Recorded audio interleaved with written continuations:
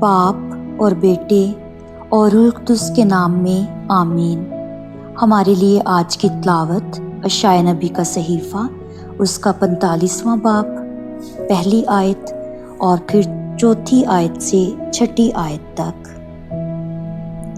خداوند اپنے ممسوح یعنی کورش سے یوں فرماتا ہے، جسے میں نے داہنے ہاتھ سے پکڑا تاکہ قوموں کو اس کے سامنے پست کروں اور بادشاہوں کی کمریں کھلواؤں، تاکہ اس کے لیے کواڑ کھول دوں اور پھاٹک بند نہ کیے جائیں۔ میں نے اپنے بندے یعقوب اور اپنے برگزیدے اسرائیل کی خاطر تجھے تیرا نام لے کر بلایا اور تجھے کونیت بخشی، اور تو نے مجھے نہ پہچانا۔